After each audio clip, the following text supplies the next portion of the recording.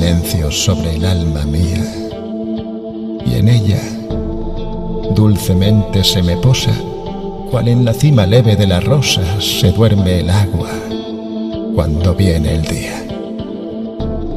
Viene tan pura, tan clara la alegría, tan llena de pudor y tan hermosa, que el cáliz de mi cuerpo se rebosa y añora otra celeste lejanía.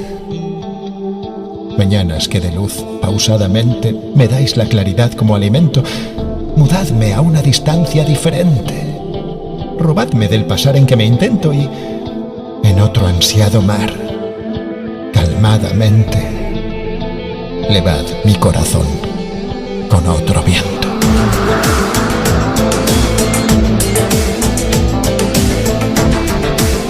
Levad mi corazón con otro viento.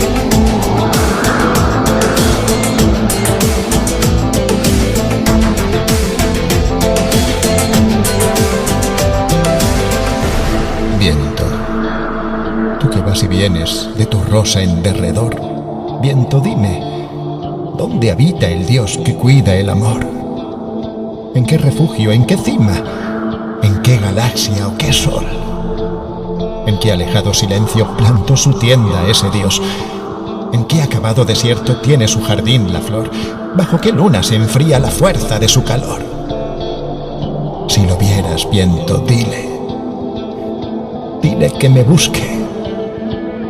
Yo llevo en relojes de sangre su ausencia en mi corazón.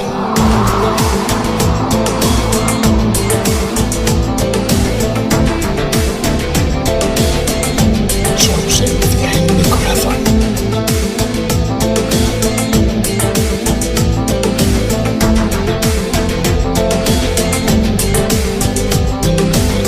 Algodón de luz la tarde, el mar cansado y el viento buscando niñas para besarles los senos. Algodón de luz la tarde por el paisaje, en el suelo dejan y borran las olas en largas blandas sus versos. Algodón de luz la tarde, ocasos bebiendo el cielo.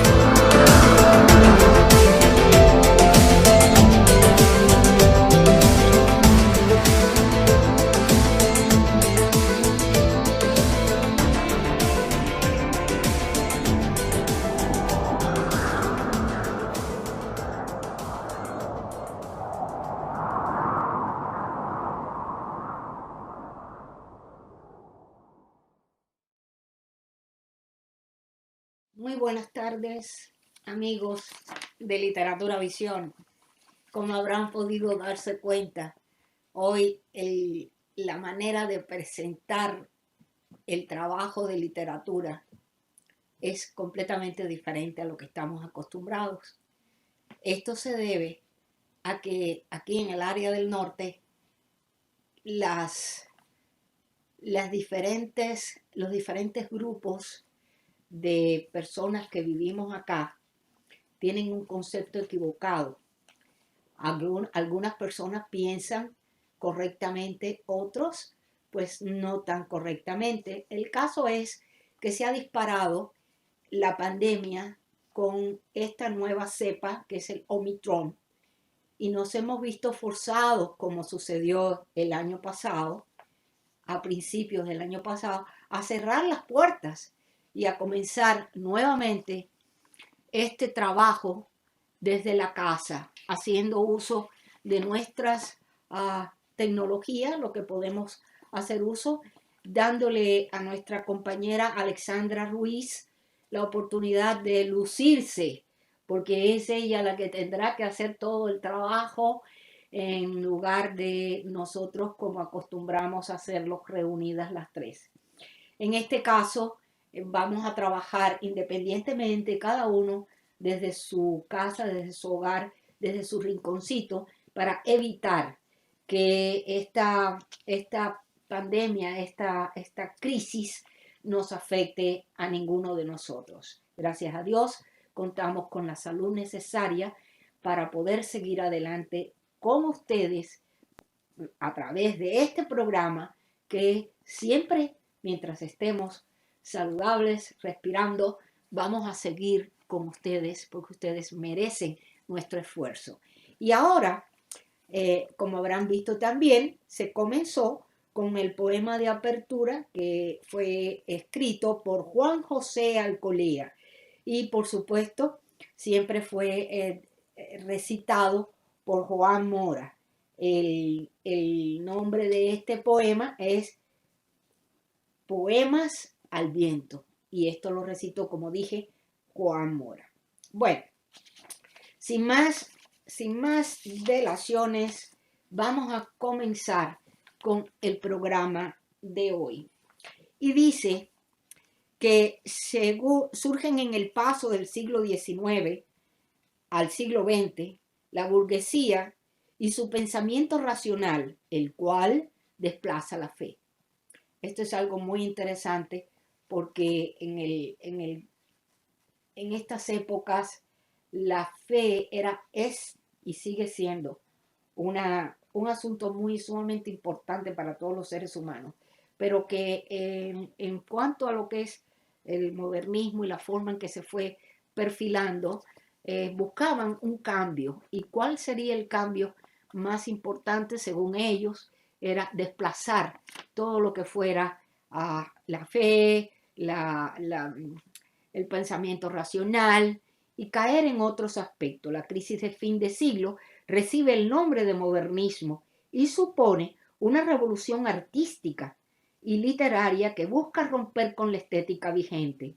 Se acude a la poesía francesa y toman su ideal del arte por el arte, el parnasismo y el simbolismo.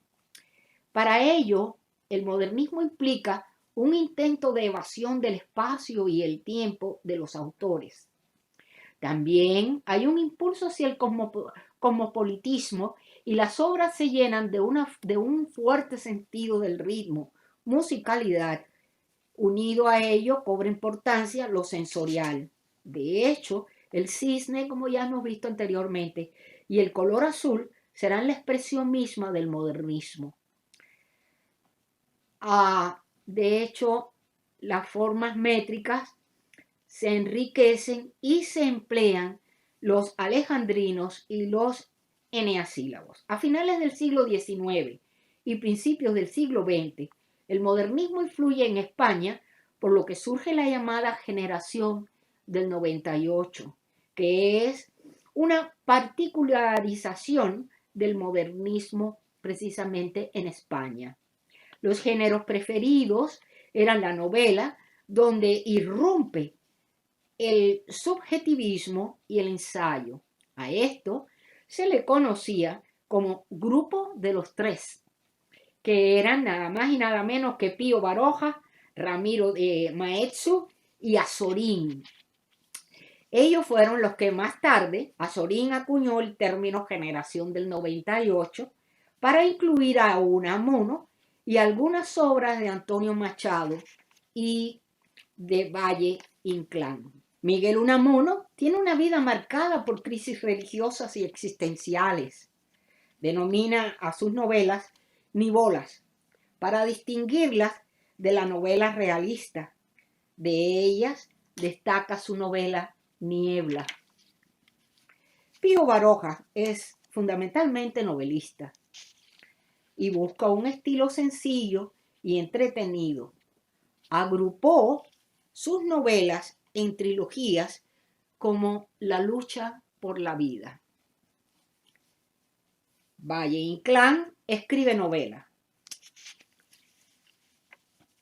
teatro, poesía y busca un estilo sencillo y entretenido. Valle Inclán, además, su obra evoluciona desde la estética modernista hasta el esperpento. De sus obras teatrales destaca Luces de Bohemia. Antonio Machado es sobre todo poeta. En definitiva, el modernismo y la generación del 98 suponen una de las etapas más brillantes de la literatura hispánica y abren camino a las renovaciones literarias del siglo XX.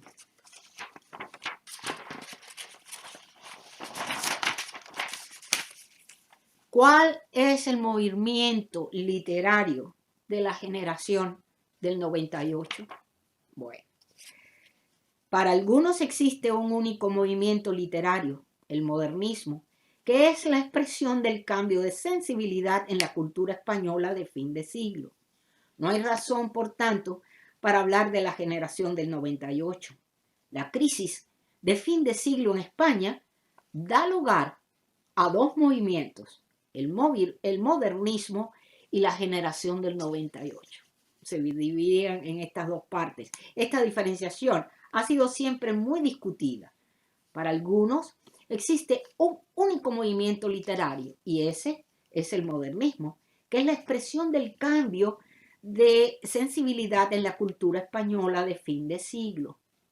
No hay razón, por tanto, para hablar de esta generación. Para otros, en cambio, aunque modernistas y 98istas pertenezcan a una misma generación histórica, existen diferencias suficientes entre ellos como para no incluirlos dentro del mismo movimiento.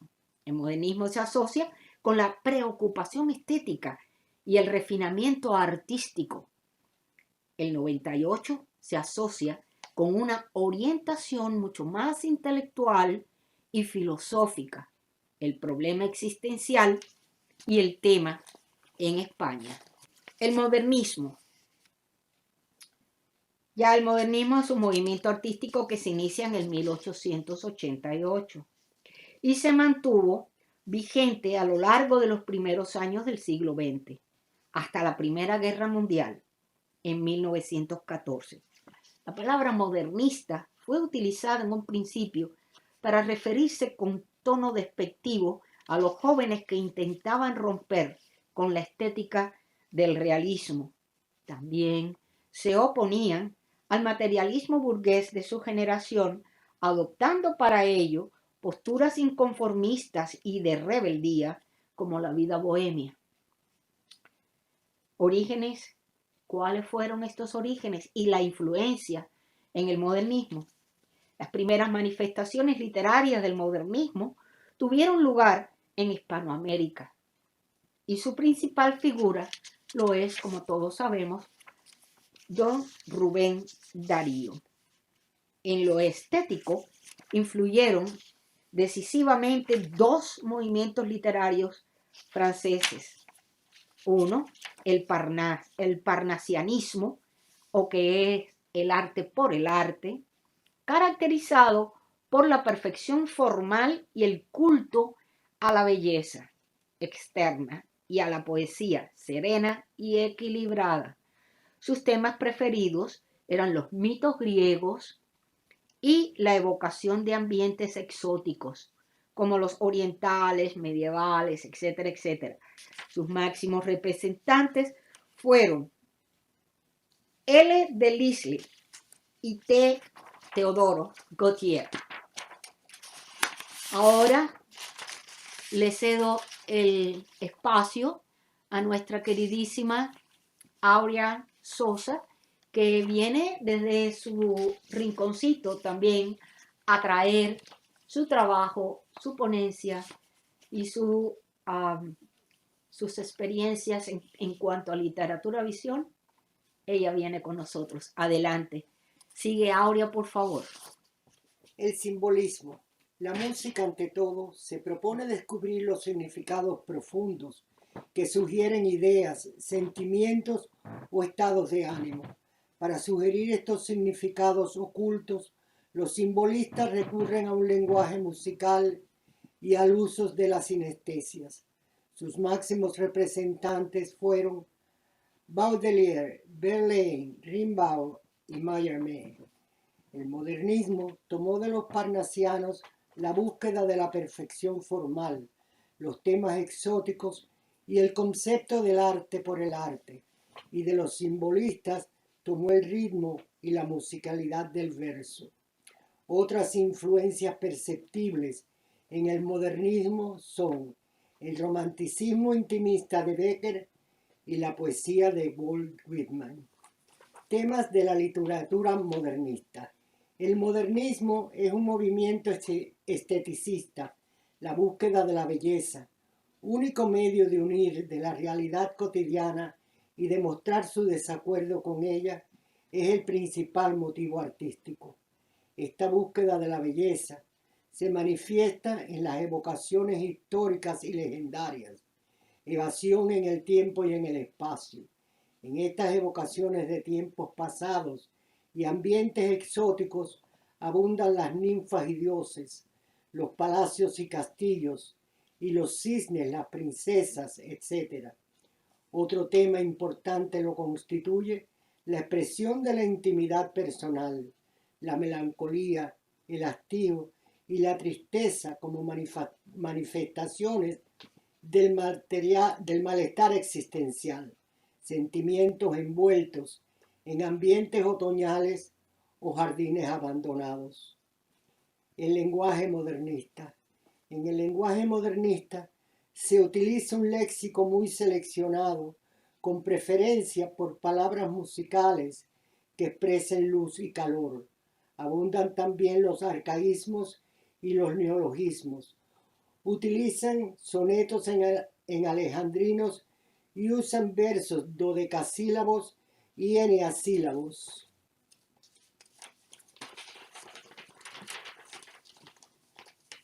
Contexto histórico-cultural, la crisis del fin de siglo.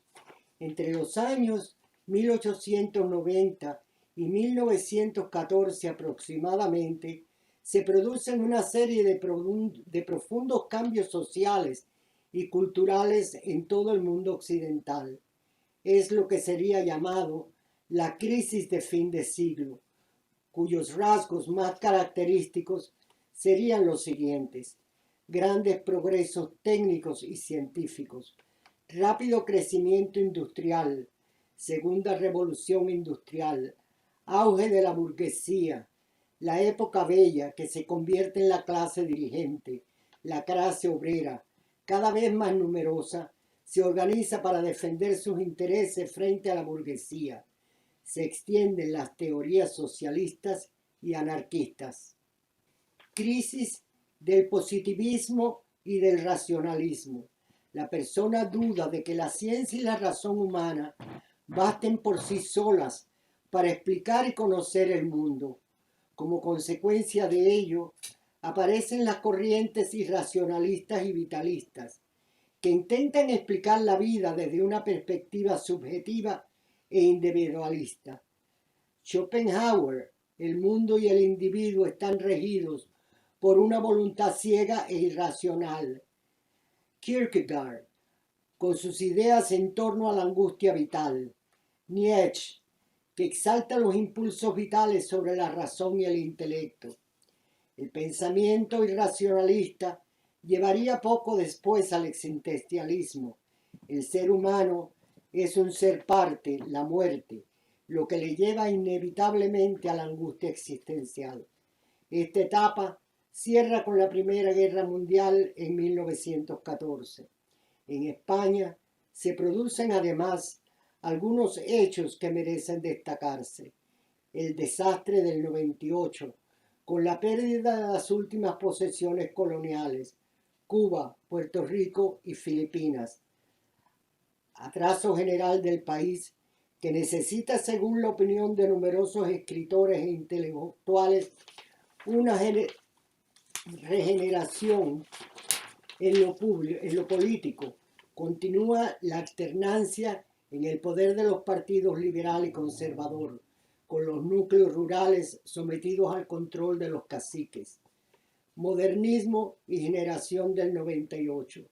La crisis de fin de siglo en España dio lugar a dos movimientos, el modernismo y la generación del 98. Esta diferenciación, que se mantiene por razones didácticas, ha sido siempre muy discutida. Antonio Machado y Valle Inclán, por ejemplo, considerados como miembros del 98, son modernistas en sus comienzos literarios. Hasta aquí mi participación en el día de hoy. Los dejo con nuestra compañera María Josefa. Buenas tardes, queridos amigos. Hoy, con mucho gusto, para ustedes desde mi hogar. Continuamos con el tema que estamos tratando en esta semana. Para algunos existe un único movimiento literario, el modernismo, que es la expresión del cambio de sensibilidad en la cultura española de fin de siglo. No hay razón, por tanto, para hablar de generación del 98. Para otros, en cambio, aunque modernistas y 98istas pertenezcan a una misma generación histórica, existen diferencias suficientes entre ellos como para no incluirlos en el mismo movimiento. El modernismo se asocia con la preocupación estética y el refinamiento del 98, con una orientación más intelectual y filosófica al problema existencial del tema de España. La crisis de fin de siglo, modernismo y generación del 98. El término modernismo designa a aquellos artistas, especialmente poetas, que dirigen su informacionismo hacia la búsqueda de la belleza, de lo raro, de lo exquisito, es decir, que se proponen ante todo una renovación estética. A la vez, surge en España otros escritores que dan especial entrada en su temática a los problemas del momento histórico, que se acentúa en España a raíz del desastre del 98, decadencia, crisis interna, miseria social, apatía espiritual, llamados también al principio modernistas. Para ellos se creó más tarde la etiqueta de generación del 98. Destacan en este movimiento Antonio Machado y Juan Ramón Jiménez. Juan Ramón Jiménez concibe la poesía como un arte minoritario, a la memoria de siempre y de dificultad y hermetismo cada vez más acentuado. Su ideal de la poesía es la sed de belleza, expresión de un gran goce exaltado, de lo bello, sed de conocimiento, penetración en la esencia de las cosas, un camino guiado por la inteligencia hacia las últimas verdades. En su trayectoria poética suelen distinguirse tres etapas. La primera, época sensitiva, desde sus comienzos hasta 1915. Tras unos comienzos adolescentes donde se perciben ecos de la poesía íntima de Bécquer, la poesía de Juan Ramón Jiménez acusa la influencia modernista en sus variadas tendencias, aunque la más importante será la simbólica.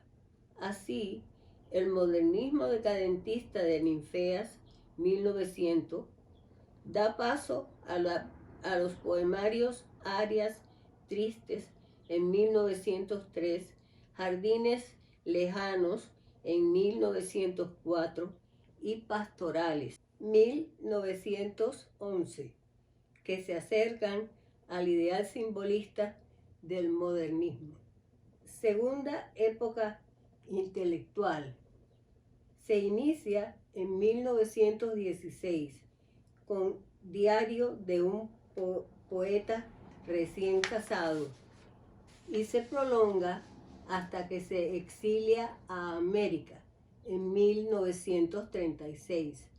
Aunque el proceso de depuración lírica ya había estado presente en el intimismo de Bécquer y Machado, la nueva poesía pura formada por Juan Ramón Jiménez va más lejos, elimina los resabios sentimentales y les sustituye por una rigurosa intelectualización del poema.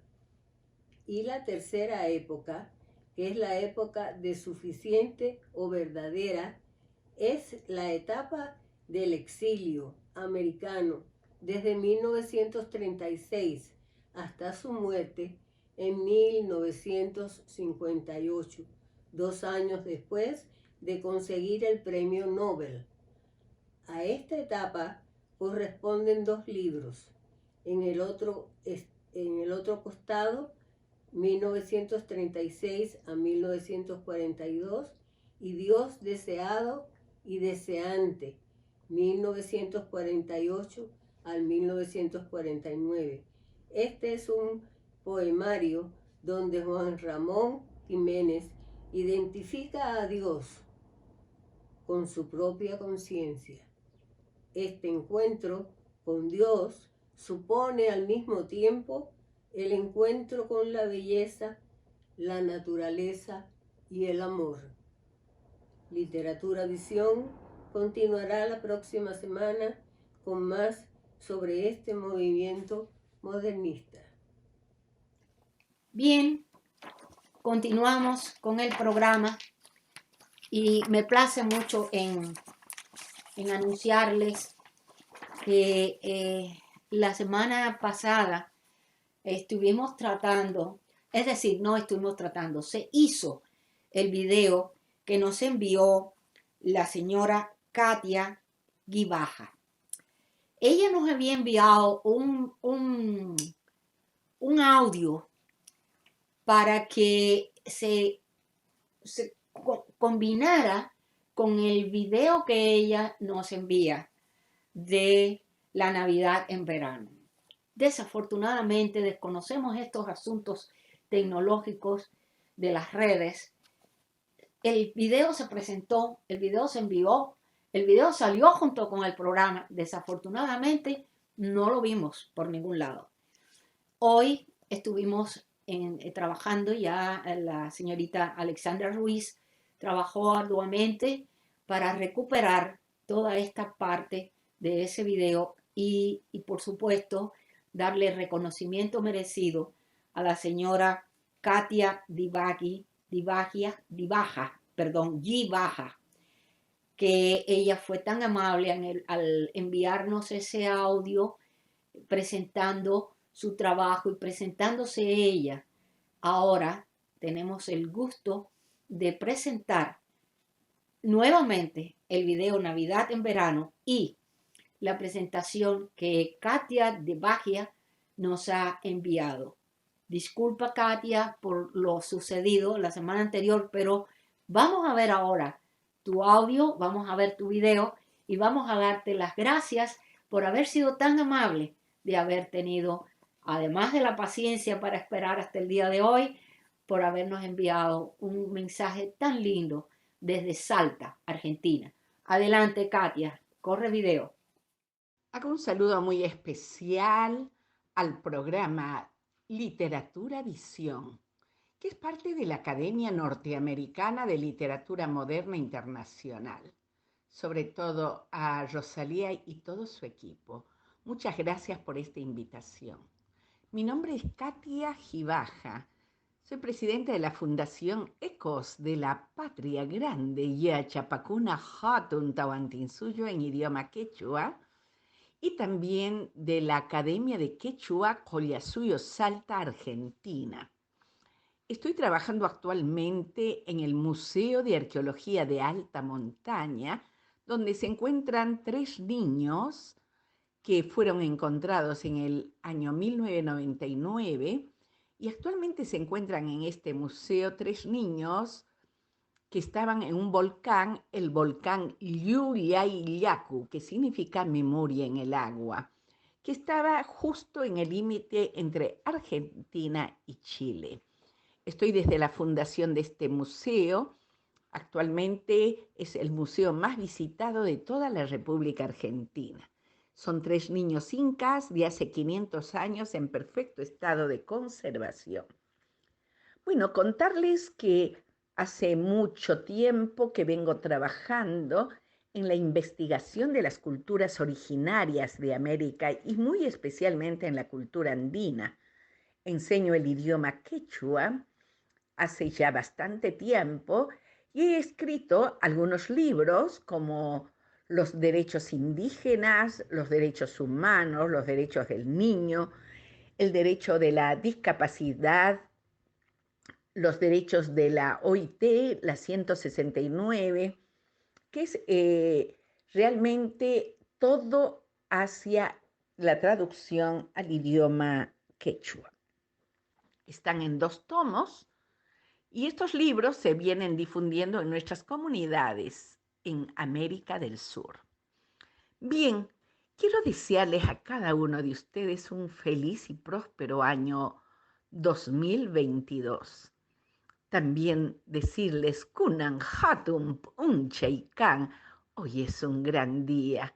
Ñocanchis kusikunanchis, todos nosotros nos regocijamos. Caipicashianchis, porque aquí estamos. Caipachamamanchis patapi, porque estamos aquí con mucha vida sobre nuestra madre tierra. Lo que vamos a ver a continuación es algo que se ha preparado como una Navidad y un Año Nuevo, pero desde las tierras donde no hay nieve, hace calor, se vino el verano, y todo lo que ustedes van a ir viendo en esta hermosa composición que se ha hecho sobre el vestuario de los, sobre todo de los personajes que van a ir viendo, vestidos de colores, en esos escenarios donde está la puna, la montaña, los ríos. Es parte de lo que es América del Sur, donde la Navidad y esperar un nuevo año tiene que ver con ese paisaje.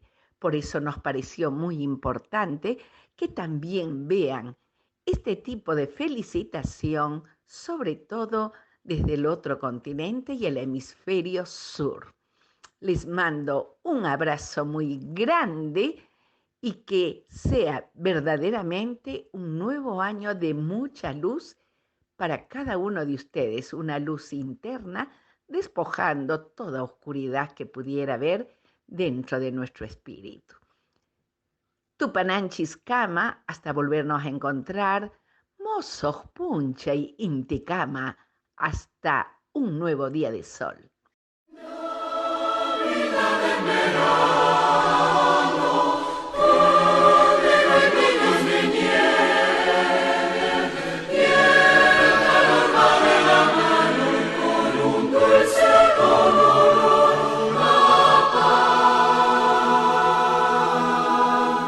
Mi Navidad está metida en el verano, no tiene pinos ni la nieve le da luces. Mi Navidad con el calor va de la mano y un dulce olor a sidra y a pan dulce. Paz a todos los hombres, paz en la tierra.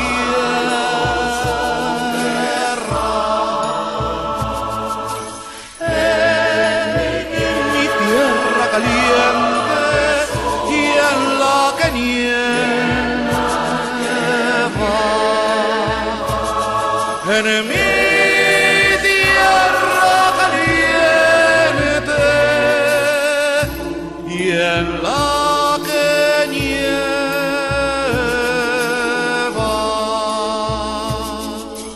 Paz a todos los hombres, paz en la tierra.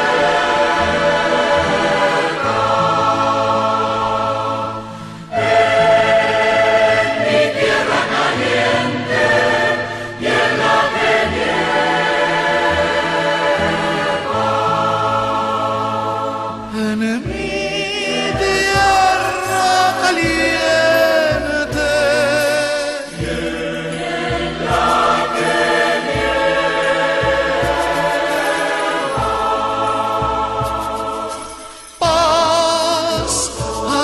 todos los hombres pasen la tierra.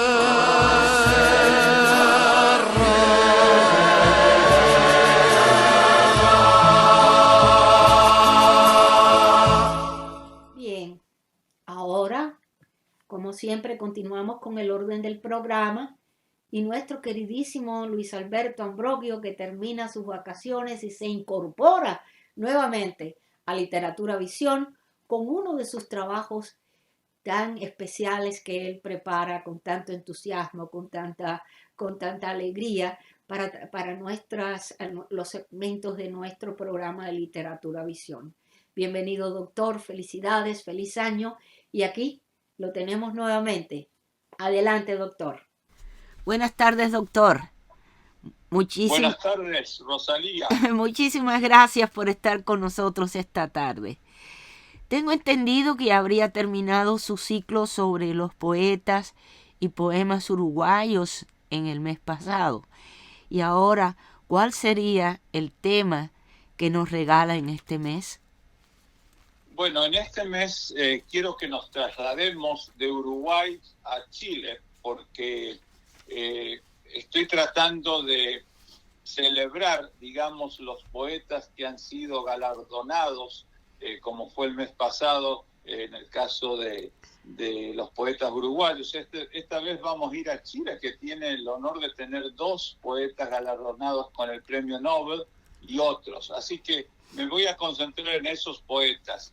Y la primera de ellas es Gabriela Mistral, que fue la primera latinoamericana en recibir el Premio Nobel de Literatura en el año 1945. Para ella, la poesía fue el hallazgo más importante de su vida y, por supuesto, de ese modo encontró su propio sendero y trascendió históricamente precisamente con estos reconocimientos y otras actividades. Pero además de eso, ella con su poesía logró conquistar el corazón del mundo, o sea, la parte esa más sensible que nos toca. Yo hablé incluso acá en este programa ya anteriormente y escribí sobre ella en el libro publicado por la ANLE, por la Academia Norteamericana de Lengua Española, Gabriela Mistral y los Estados Unidos, inspirado este libro por el simbolismo que encontré en el hecho de que tanto su nacimiento literario, o sea, la edición de su primer libro, como su muerte física se hayan producido pues en Nueva York, aquí nomás.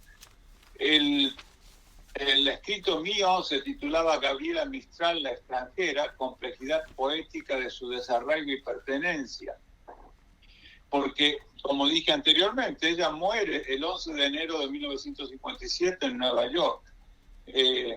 Y su poesía encarna este discurso, este eje discursivo de la itinerancia entre culturas e identidades. Es como un desapego en movimiento.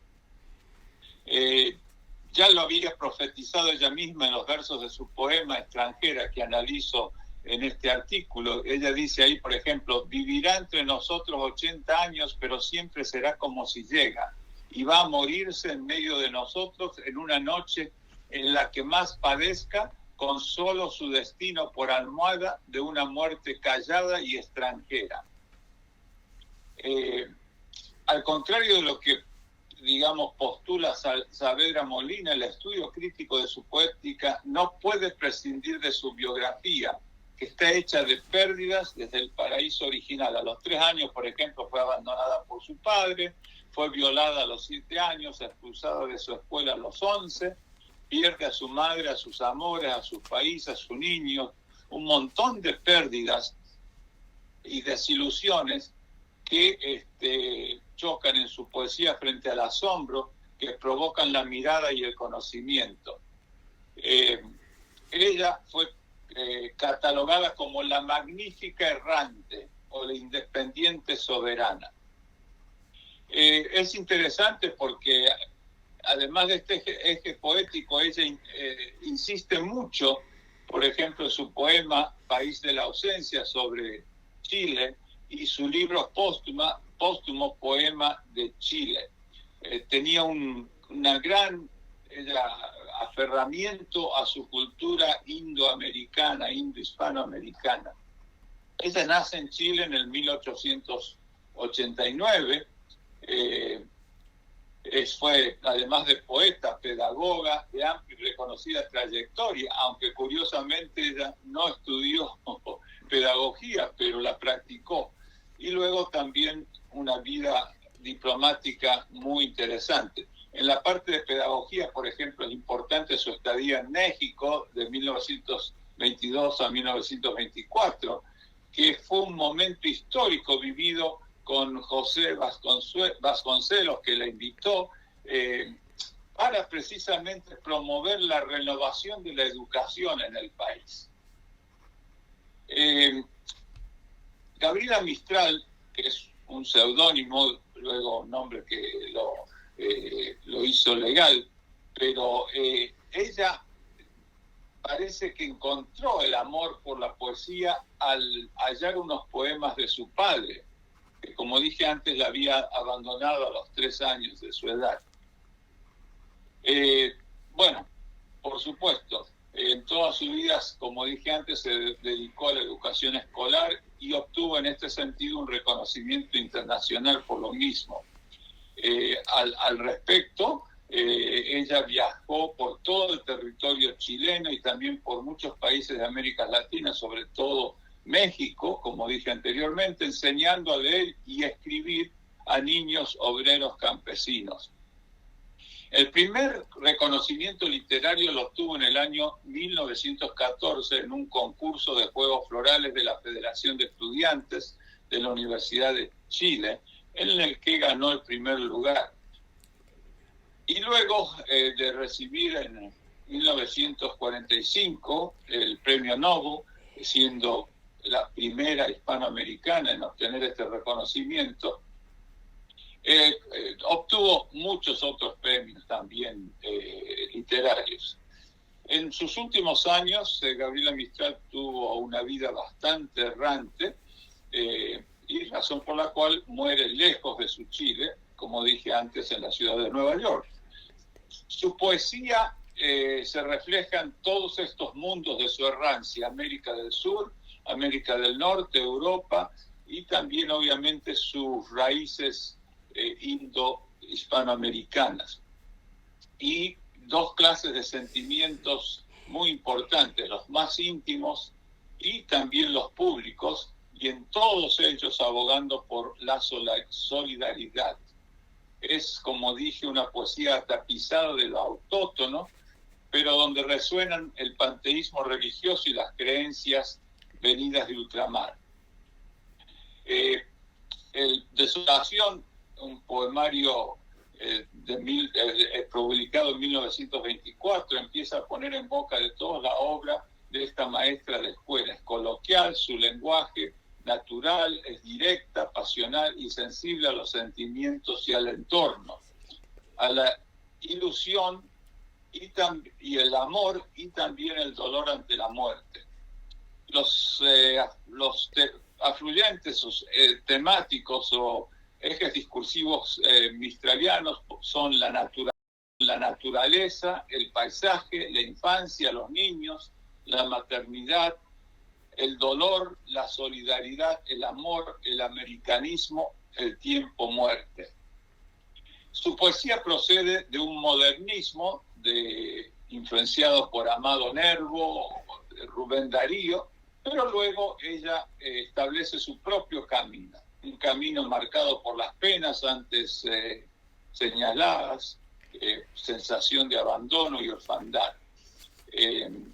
Y, por ejemplo, en su juventud, un exnovio se suicidó y de aquel suceso surgieron sus sonetos de la muerte. Años después se suicidaría un sobrino. En fin, todas estas heridas la acompañaron y acecharon en su vida errante, en sus paseos por todos los países, además de que, obviamente, por su carrera diplomática, pues tuvo que pasar por muchos países. La infancia y la maternidad son 2 de sus aspectos más populares. Voy a leer, para empezar, un poema de ella titulado Besos. Es un poema en que los versos impares son libres y los pares forman una rima consonante. En este poema Mistral hace un recorrido figurativo por el significado de los besos de la sensualidad, del afecto, de la verdad, del agradecimiento, de la redención y de la traición. Y al final acabará con los besos únicos, esos que han sido creados por el que besa para el ser amado. El poema dice: hay besos que pronuncian por sí solos la sentencia de amor condenatoria. Hay besos que se dan con la mirada, hay besos que se dan con la memoria. Hay besos silenciosos, besos nobles, hay besos enigmáticos, sinceros, hay besos que se dan solo las almas, hay besos por prohibidos verdaderos. Hay besos que calcinan y que hieren, hay besos que arrebatan los sentidos, hay besos misteriosos que han dejado 1000 sueños errantes y perdidos. Hay besos problemáticos que encierran una clave que nadie ha descifrado. Hay besos que engendran la tragedia, cuantas rosas embrochan deshojado. Hay besos perfumados, besos tibios que palpitan en íntimos anhelos. Hay besos que en los labios dejan huellas como un campo de sol entre los cielos. Judas besa a Jesús y deja impresa en su rostro de Dios la felonía, mientras la Magdalena con sus besos fortifica piadosa su agonía. Desde entonces en los besos palpita el amor, la traición y los dolores. En las bodas humanas se parecen a la brisa que juega con las flores. Hay besos que producen desvaríos de amorosa pasión ardiente y loca. Tú los conoces bien, son besos míos inventados por mí para tu boca. Besos de llama que en rastro impreso llevan surcos de un amor vedado, besos de tempestad salvajes, besos que solo nuestros labios han probado. ¿Te acuerdas del primero? Indefinible, cubrió tu faz de cárdenos sonrojos y en los espasmos de emoción terrible llenáronse de lágrimas tus ojos. ¿Te acuerdas que una tarde en loco exceso te vi celoso imaginando agravios? Te suspendí en mis brazos, vibró un beso. ¿Y qué viste después? Sangre en mis labios. Yo te enseñé a besar, los besos fríos son de impasible corazón de roca. Yo te enseñé a besar con besos míos, inventados para mí, inventados por mí para tu boca. Qué lindo. Bueno, es hermoso este poema. Y luego, por ejemplo, lo que resaltaba anteriormente, la complejidad de la identidad de Gabriela Mistral en el sentido de su errancia, su extranjerismo y a su vez su apego a la raíz indoamericana chilena. Y por eso, por ejemplo, en un poema, Desolación, que es el título que tiene el libro, ella reacciona frente a lo que vivió Chile a mediados del siglo XIX, cuando hubo lo que se llamó colonización selectiva. El gobierno permitió abrir sus fronteras a extranjeros, cristianos, y que tuvieran cierta educación, y así llegaron alemanes. Y Gabriela Mistral levanta su voz ante ellos. No voy a leer todo el poema porque es muy largo, pero estos versos: los barcos cuyas velas blanquean en el puerto vienen de tierras donde no están los que no son míos. Sus hombres de ojos claros no conocen mis ríos y traen frutos pálidos sin la luz de mis huertos. Y la interrogación que sube a mi garganta al mirarlos pasar me desciende vencida. Hablan extrañas lenguas y no la conmovida lengua que en tierras de oro mi pobre madre canta. Bueno, es interesante esta actitud y reacción frente a eso. Y finalmente voy a cerrar con un poema que la refleja tanto a Gabriela Mistral, titulado Piececitos, los pies de los chiquitos, y demostrando esa preocupación social que era común en la intelectualidad latinoamericana en la primera mitad del siglo XX. Más aún en Gabriela Mistral, porque además de ser poeta, fue, como dije antes, educadora reconocidísima, y colaboró con el diseño educativo no solamente de su país, sino de otros como de México. En este poema, Gabriela Mistral nos comparte esa mirada compasiva hacia los niños pobres y abandonados, de los que sus piececitos pequeños y desnudos son imagen. ¿Cómo es posible, se pregunta la poeta, que nadie los note, que nadie haga nada de ellos? Y por eso ella se dedica a su educación en su vida. Y dice así el poema: piececitos de niño azulosos de frío, ¿cómo os ven y nos cubren, Dios mío? Piececitos heridos por los guijarros todos, ultrajados de nieves y lodos. El hombre ciego ignora que por donde pasáis una flor de luz viva dejáis, que allí donde ponéis la plantita sangrante, el nardo nace más fragante. Sed puesto que marcháis por los caminos rectos, heroicos como sois, perfectos. Piececitos de niño, dos joyitas sufrientes, ¿cómo pasan sin veros las gentes? Qué lindo. Bueno, con esto cierro la imagen de esta gran poeta que nos enorgullece como la primera poeta hispanoamericana en ganar el Premio Nobel de Literatura. Muchísimas gracias y espero que hayan disfrutado esta rápida referencia a esta gran persona que fue Gabriela Mistral. Gracias a usted, doctor, por su tiempo y su ponencia, una cosa increíble, muy lindo, todo el trabajo de Gabriela Mistral, y por supuesto, sí, orgullosos todos de que haya sido una de las primeras mujeres en ganar el Premio Nobel. Muchísimas gracias, doctor. Hasta la próxima. Muchas gracias, Rosalía. Hasta la próxima. Ahora, como siempre, regresa nuestra queridísima María Luisa Aragón desde Valencia con sus 5 minutos de el relato, y esta vez trae a Francisco de Vitoria, teólogo y filósofo. Magnífico programa. Adelante, María Luisa, corre video.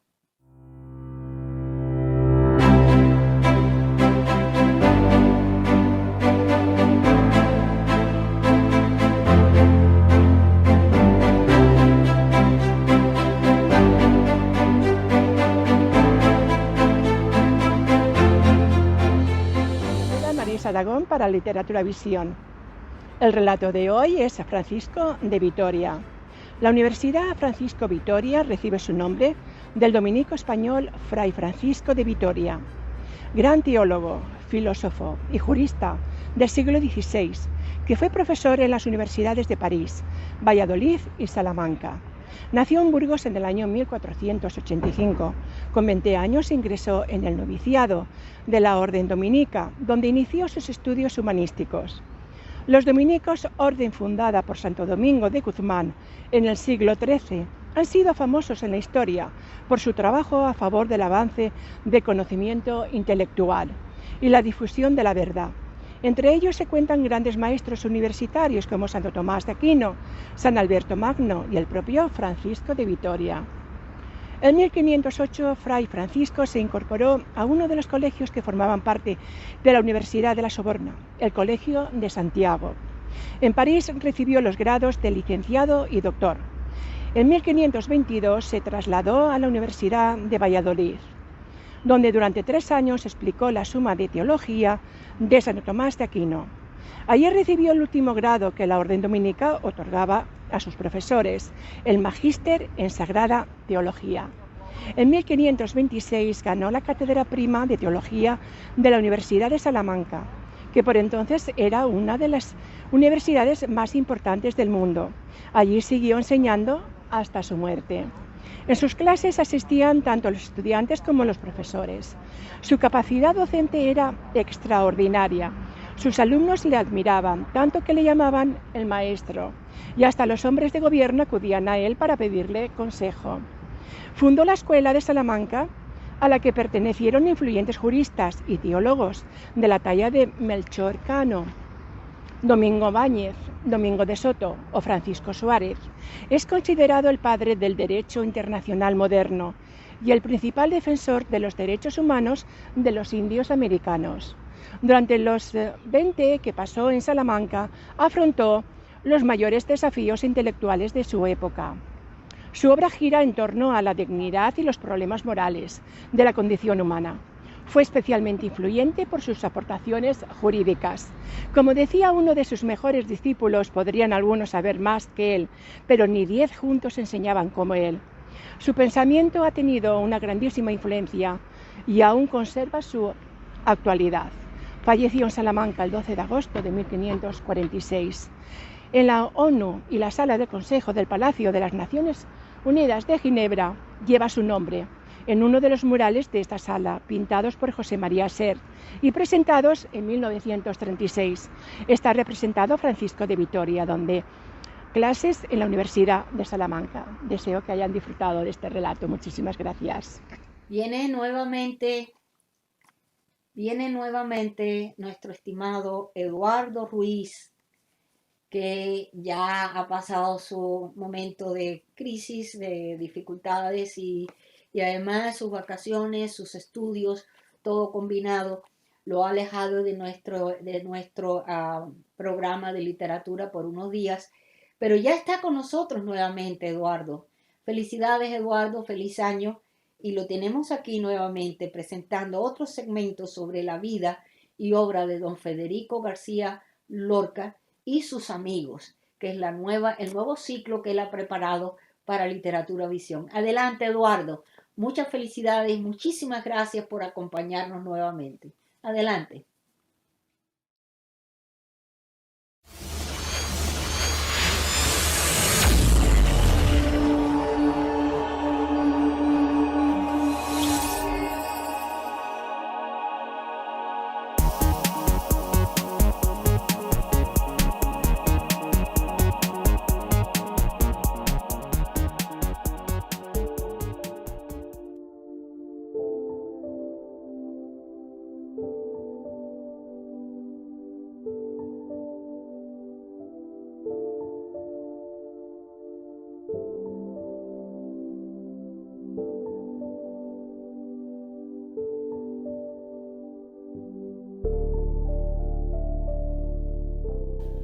Hola amigos de la Academia Norteamericana de Literatura. Disculpen la tardanza de este segundo episodio sobre la vida de Pepín Bello, pero hace 4 años tuve el capricho de estudiar otra carrera, en este caso comunicación audiovisual, y estoy acabándola.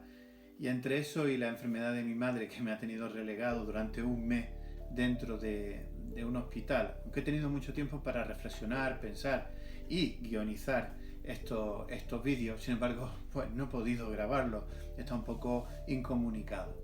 Pues bien, de vuelta de nuevo con ustedes, quiero desearles ya un feliz año nuevo. Espero que este año sea mejor que los anteriores. Yo en estos días lo he echado mucho de menos porque aunque esté mirando a la cámara y detrás de la cámara no haya nadie, lo siento a ustedes, sé que están ahí y que hasta cierto punto formamos una familia, un grupo de amigos, y el no poder comunicarme con ustedes, aunque sea bilateralmente por mi lado, pues lo he echado bastante de menos. Pero bueno, espero poder retomar la rutina. Tengo muchas ideas, muchos proyectos y quiero seguir comunicándome como hasta ahora, con cierta regularidad, ahora que bueno, ya estoy acabando el grado y tengo un poquito de más tiempo libre. Pues bien, vamos a hacer un pequeño resumen del episodio anterior, que queda ya muy lejos en el tiempo, casi 2 meses, para mí eso ya es una eternidad.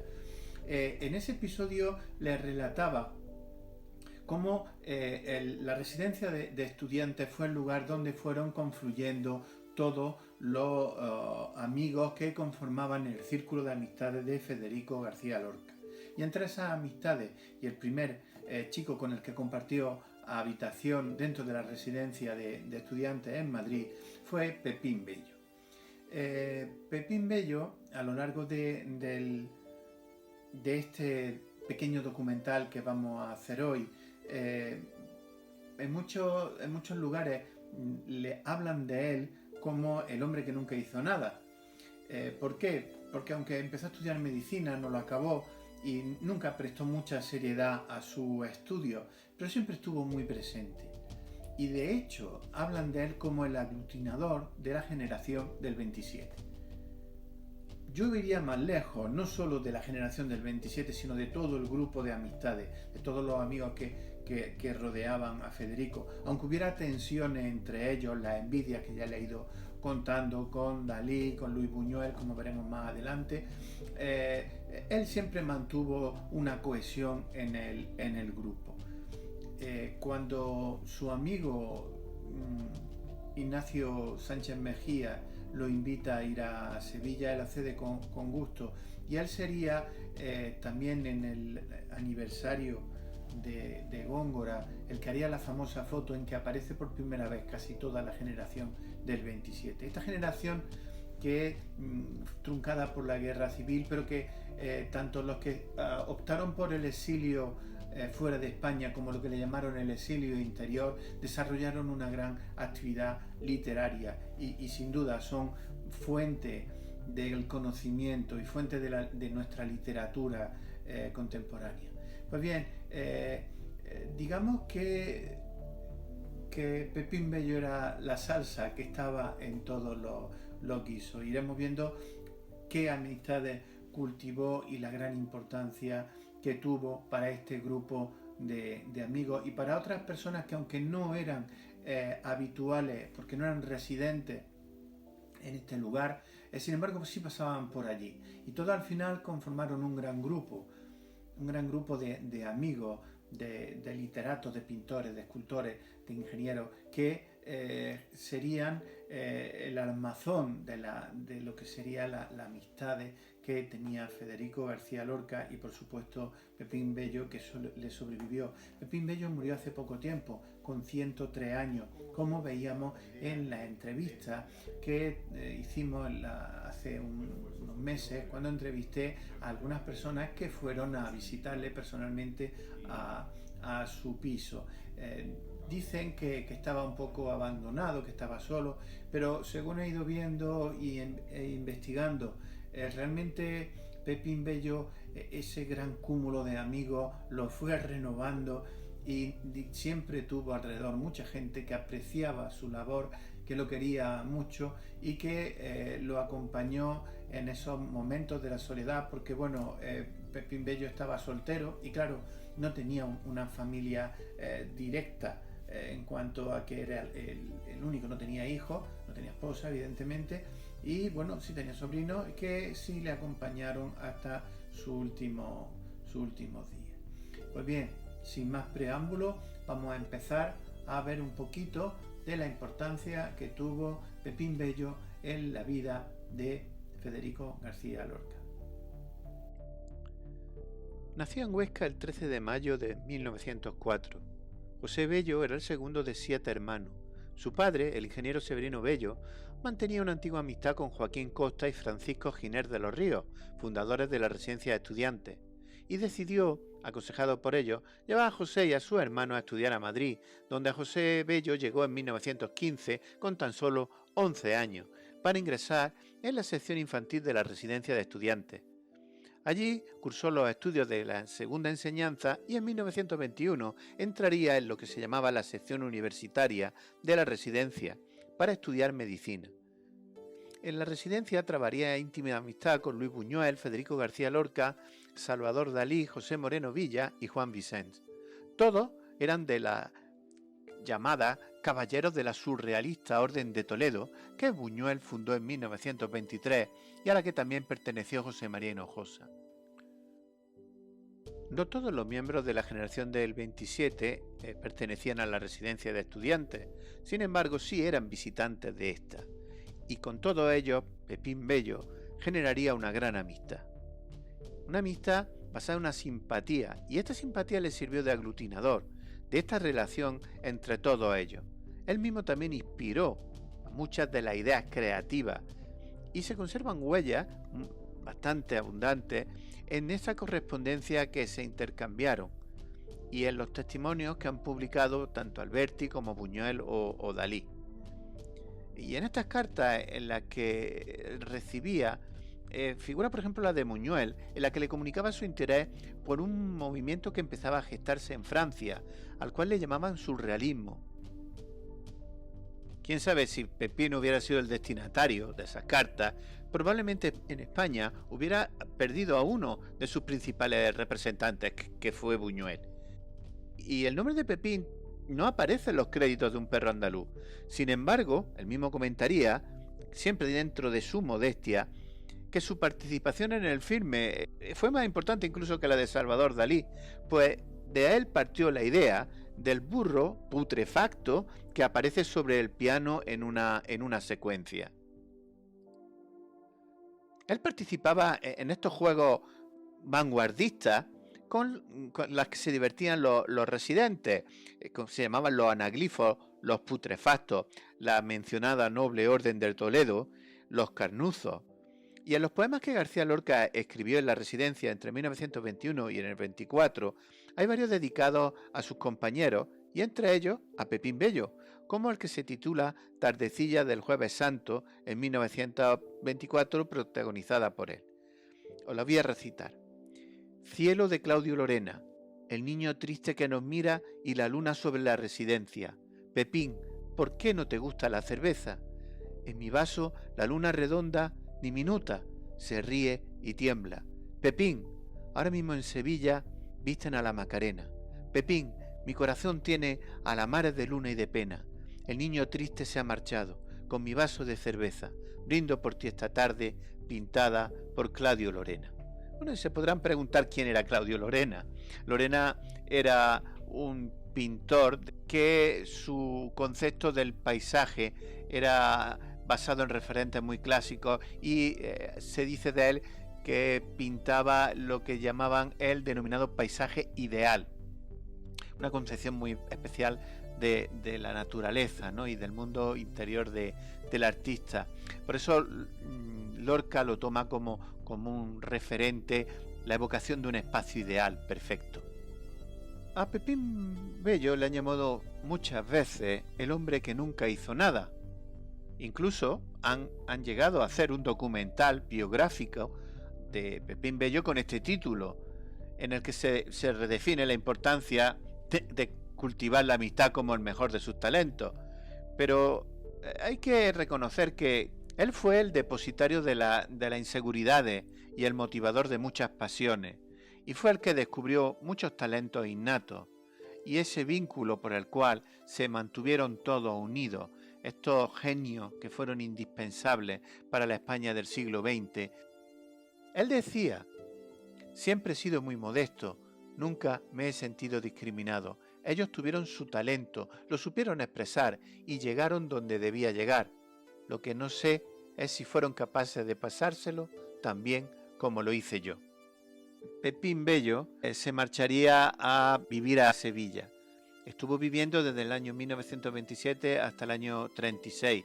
Allí se lo pasaría muy bien. Durante un tiempo vivió con Ignacio Sánchez Mejía, que además de ser escritor y torero, era un mecenas de otros tantos. Era un gran negociante, un gran hombre de negocio. Él sería el que organizaría, junto con Pepín Bello, la reunión del Ateneo de Sevilla en homenaje a Góngora. En ello se reunirían todos los grandes escritores de la época y todas las fotos que se hicieron en aquel evento las haría Pepín Bello. Por eso él no está en esas fotos, porque él era el que hizo la fotografía. Vean la importancia que tuvo este señor, que sería el que seguiría aglutinando posteriormente a todos estos escritores, a todos estos autores. En ese año, cuando se marcha a Sevilla, es cuando decide dejar su estudio de medicina y entraría a trabajar ya en el año 28 con la Sociedad de Vía y Riego, y fue nombrado luego delegado de Fomento en la Exposición Iberoamericana de Sevilla. En la guerra no solo perdió a su gran amigo Federico, sino que se produjo una desbandada de todos estos autores, de todos sus amigos. Pero a él nunca le faltaron amistades. Los negocios no le fueron tan bien. Montó una peletería, intentó hacer un motocine que fue un desastre, pero a pesar de ello siguió adelante. Recibió en el año 2001 la Gran Cruz de la Orden Civil de Alfonso Díaz el Sabio y en 2004 el Premio Aragón y la Medalla de Oro al Mérito en la Bella Arte. Falleció el 11 de enero del año 2008 en su casa en Madrid a los 103 años y su marcha fue tan genial como su vida misma. Murió mientras dormía. Este fue Pepín Bello.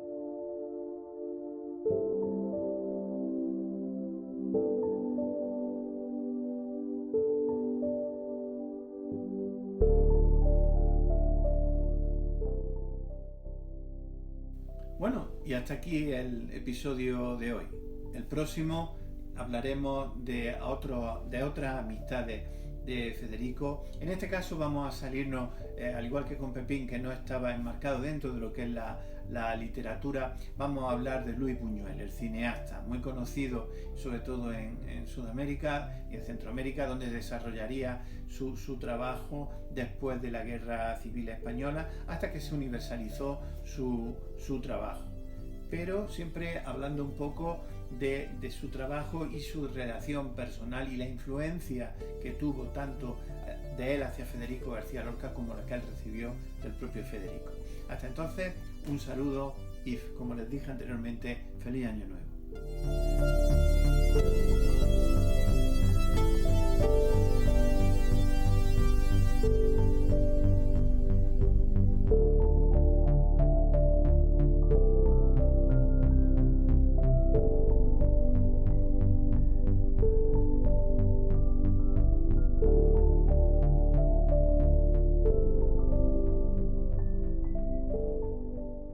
Y ahora, como siempre, está nuestro poema de la semana y nuevamente tenemos a nuestro estimado José Luis Labat con otro de sus grandes poemas. Adelante, José Luis, muchísimas gracias por estar con nosotros nuevamente. Adelante, corre video.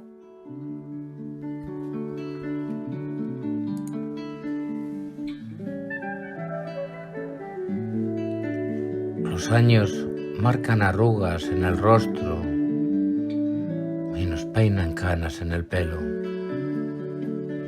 Los años nos traen arrullos y arrumacos y también llantos y penas. Así son los años que vivimos. Muchas veces nos niegan tantas cosas que renegamos de ellos con desprecio. Pero al cumplir muchos años más, nos damos cuenta de lo frágil que somos y de lo poco que duramos dentro. Ahuyentamos las melodías que nos regalan, sin fijarnos que no somos nada sin ellas. Nos acompañan en nuestro primer beso, nos dan la mano para levantarnos y nos custodian también en la muerte.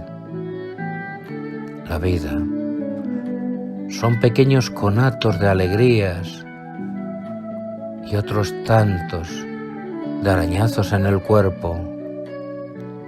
La vida, ¿qué es la vida?, te preguntas.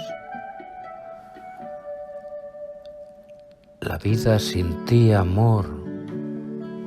La vida sería de todo menos vida.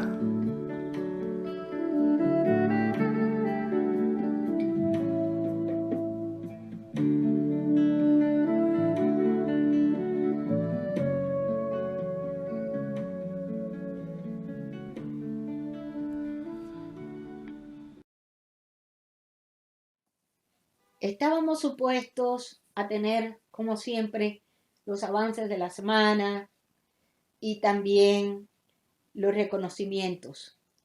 En esta ocasión yo quisiera saltar esos dos espacios para la próxima oportunidad en que podamos estar reunidos todos y seguir adelante. No nos hemos dejado de ver lo que es el reconocimiento que vamos a ofrecer por la semana pasada y lo que será la semana que viene. De todas formas, vamos ahora con los anuncios de Alba Lerner, como siempre. Adelante, corre video.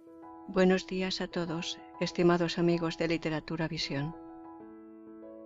Quiero aprovechar la oportunidad que me brindan para invitarles a visitar nuestra biblioteca, en la que encontrarán libros y audiolibros de las más variadas temáticas y autores de todas las épocas y nacionalidades. Les ofrecemos poesía, ensayo, cuentos, novelas, todo lo que pensamos puede gustar a nuestros lectores y atraerlos para hacerles amar la lectura. Ese es nuestro único objetivo, el promover el amor por los libros y el respeto por los autores, muchos de los cuales casi han pasado al olvido, y son precisamente esos los que nosotros queremos rescatar para que los miles de lectores que nos visitan a diario puedan disfrutar de la belleza de sus obras. Cervantes, con su Don Quijote de la Mancha y las novelas ejemplares, Jorge Isaacs, con su novela María, Gustavo Adolfo Bécquer, con las rimas y leyendas, Santa Teresa de Jesús y cientos de autores más, le esperan en nuestra página. Muchas gracias. Saludos y mis respetos desde España. Ya estoy de vuelta y estoy muy contenta de presentar los estelares, porque en esta semana da la casualidad que nosotros tenemos un programa súper especial. A ustedes les va a encantar, porque desde República Dominicana, la isla del Caribe, viene con ese sabor caribeño el presidente de nuestro capítulo República Dominicana, el doctor Juan Colón, que como siempre se toma un especial cuidado en presentar los eventos, el programa que prepara para Literatura Visión. En esta ocasión, como había sido anunciado, nos trae el bolero, que es una típica música caribeña de nosotros, los que vivimos allí, los que nacimos allí. Es la sangre caliente del Caribe y viene a través del bolero. Muchísimas gracias, doctor, por este trabajo tan hermoso. Esperamos que a todos les guste y así, después de haber tratado una vez más nuestro programa de Literatura Visión, como siempre, no importa cómo, dónde, desde dónde, en qué forma, siempre, cada lunes, vamos a estar con ustedes desde Literatura Visión, ofreciéndoles el conocimiento de la literatura universal y también estos pequeños detalles, como nos trae el doctor Juan Colón y los demás miembros de la academia cuando se presentan para ustedes en este precioso día, 10 de enero. Muchísimas gracias por haber estado con nosotros, por habernos acompañado, por haber compartido este rato desde nuestros rinconcitos. Gracias, gracias y hasta la próxima semana, cuando vendremos por mucho más. Gracias. Hola. En el día de hoy tenemos un tema muy importante, sobre todo para toda Latinoamérica, el bolero. Y naturalmente no podía faltar una persona con una voz exquisita, una voz privilegiada, un dominicano de esos que todavía no tienen mucho nombre, pero que en un futuro ustedes lo conocerán como una de esas voces privilegiadas. Su nombre, Andrés Márquez. Y naturalmente hablaremos acerca de la historia del bolero. El bolero es ese género musical con el que nos enamoramos En noches furtivas íbamos de serenata con la Dulcinea amada. Y en los bailes era siempre la ocasión esperada de los enamorados. Las luces se ponían tenue y de las manos salían crepúsculos hasta que la eternidad se agotaba en los labios. Cómo el río de Heráclito se ha llevado estos irrepetibles tiempos. El bolero, género musical nacido en Cuba en la segunda mitad del siglo XIX, fue un rayo que penetró en el gusto y la sangre de toda América Latina y allende los mares. Es una composición simple en compás 4/4. Hay un cuerpo junto al fuego, quise decir, frente al enigma de una mujer y dos cuerpos pegados. Al expandirse dio lugar a otros subgéneros como bolero rítmico, bolero chachá, bolero son, bolero ranchero, bachata, entre otros. Este género fue evolucionando desde el simple trío, luego orquestas tropicales, hasta la orquestación sinfónica, generalmente escrita por bohemios, retratistas del amor y sus 1000 cabezas. El romanticismo encontró en el bolero definitivamente su mejor aliado.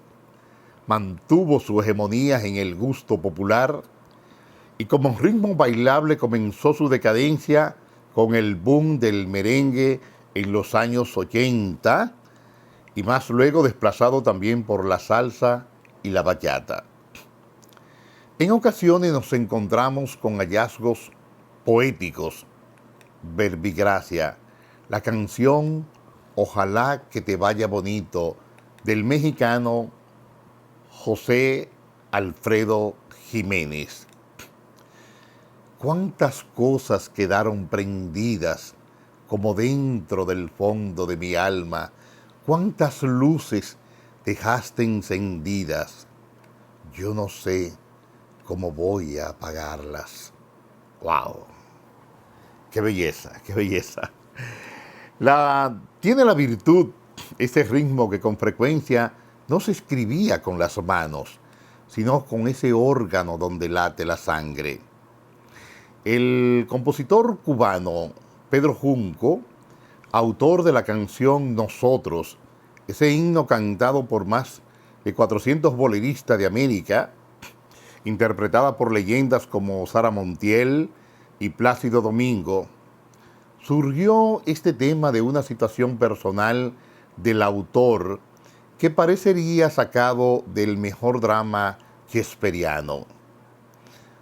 Fue diagnosticado Pedro Junco de tuberculosis.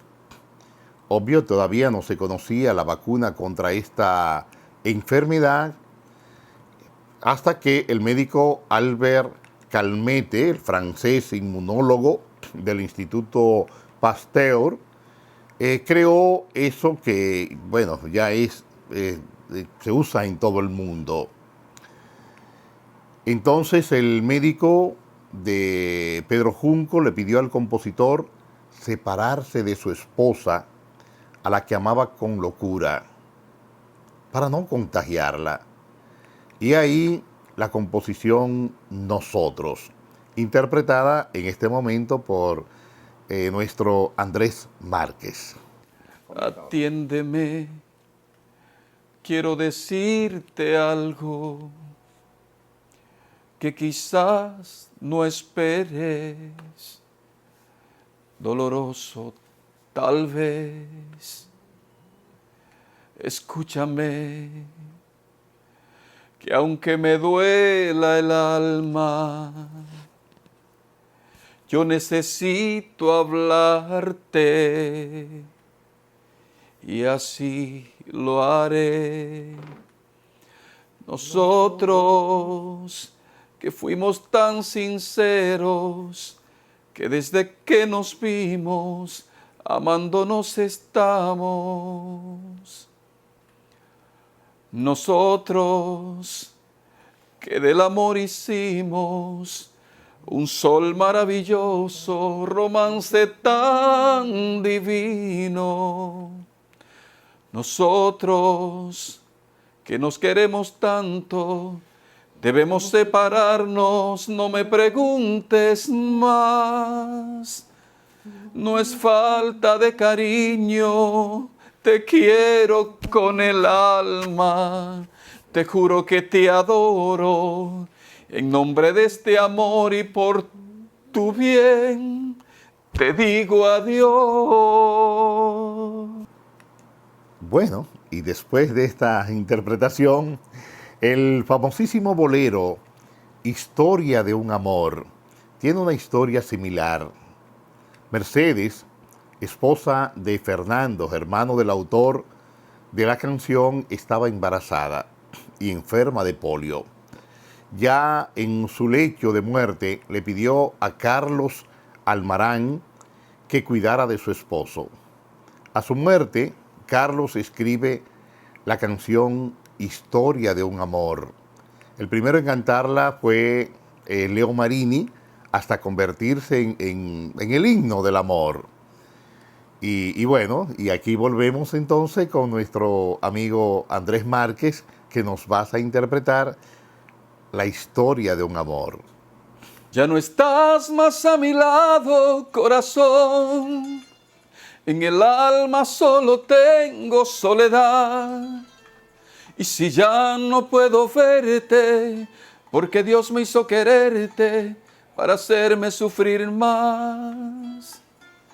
Siempre fuiste la razón de mi existir.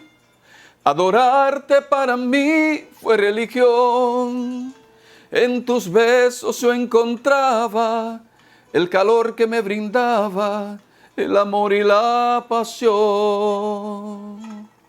Es la historia de un amor como no hay otro igual, que me hizo comprender todo el bien y todo el mal, que le dio luz a mi vida, apagándola después.